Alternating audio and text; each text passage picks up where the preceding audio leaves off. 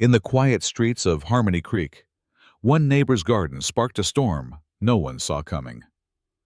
What began as a peaceful effort to bring nature back to life turned into a battle against HOA power, poisoned hedges, and a pest invasion that threatened the whole community. But beneath the buzzing chaos lies a deeper story, one of resilience, justice, and an unexpected redemption. This is how a garden changed everything. I moved to Harmony Creek for the trees. After a brutal divorce and years of urban noise, I wanted solitude, green space, and a bit of soil to lose myself in. My new home was modest, but perfect. A quiet cul-de-sac with generous lots, bordered by a stand of oaks and a slight view of the mountains. It was supposed to be my fresh start. I arrived with little more than a U-Haul and a dream of building a living, breathing garden, something wild yet intentional. I spent the first month clearing invasive weeds, laying compost, and planting a mixed hedge of native plants, elderberry, milkweed, goldenrod, yarrow. Within weeks, the first bees arrived. Then came the ladybugs, lacewings, wasps, and finally, birds. It was working. Nature was coming back. I didn't know it then, but my garden would soon become ground zero for a neighborhood battle that would challenge everything I believed about community, justice, and even forgiveness. The first time I met Natalie Brooks, she wore a white linen suit and red lipstick. Her smile was polite, her tone polished, and her eyes calculating. As HOA president, she greeted me with a welcome basket and a printed copy of the neighborhood bylaws. "Lovely to meet you," she said, eyeing my hedge. "Harmony Creek has certain aesthetic expectations. I'm sure you'll come to appreciate them." I thanked her and explained my landscaping approach: organic, native, designed for pollinators. She gave a tight smile and left. A week later, I received my first violation notice. Hedge appears unmaintained and harbors stinging insects. I responded with documentation. The HOA guidelines permitted native plantings. Nowhere did it ban bees or wasps. I even included research on beneficial insects and their role in pest control. I heard nothing back until the next violation notice came, harsher this time. Soon, Natalie began showing up at my property line during early evening walks, staring at the hedge as if it personally offended her. "We've had complaints," she'd say. "Someone's child was frightened by a wasp." I tried explaining that solitary wasps weren't aggressive, but she wouldn't hear it. "This is a neighborhood, not a wildlife preserve." She snapped once. The tension built slowly, like pressure behind a dam. I printed educational pamphlets about organic landscaping and slipped them into mailboxes. A few neighbors thanked me.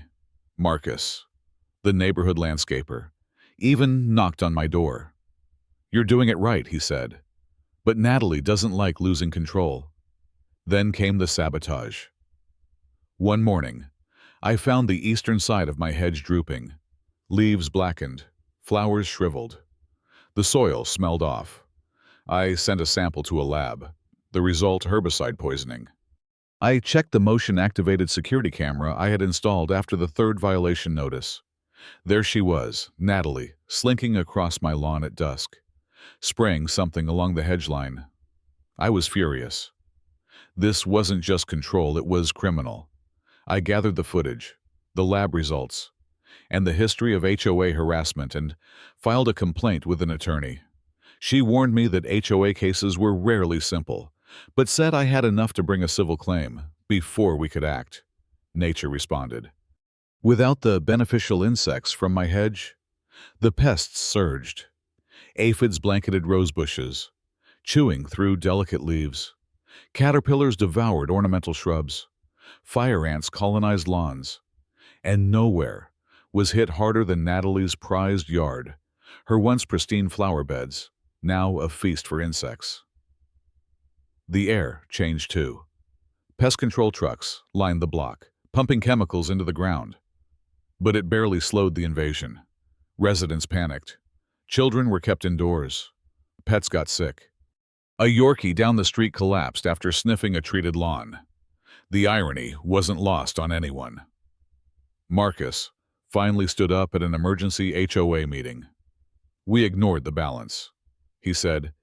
"She tried to kill nature, and it came back angry." Gasps filled the room. I stayed silent, letting the evidence speak for itself. I had released the security footage to the attorney the day before. When it surfaced, it exploded across the neighborhood Facebook group.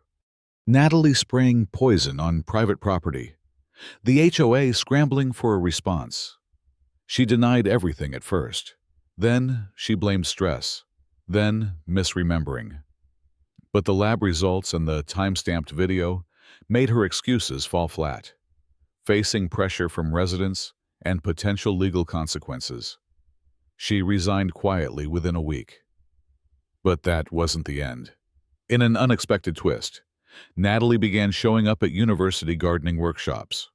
One Saturday, I saw her sitting in the back row, scribbling notes during a lecture on integrated pest management. She didn't acknowledge me, but I saw the change. Slowly, her yard began to shift.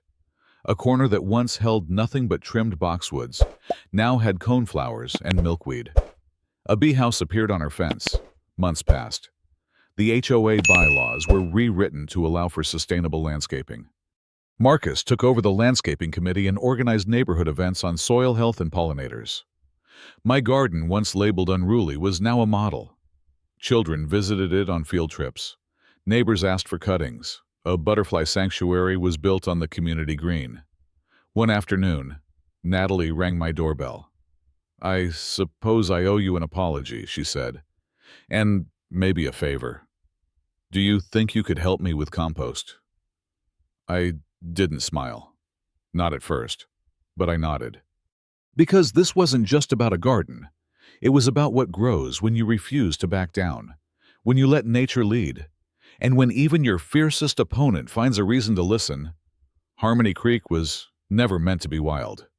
But now, with the wind buzzing through native hedges and children chasing dragonflies down the street, it finally lived up to its name, and all it took was a war.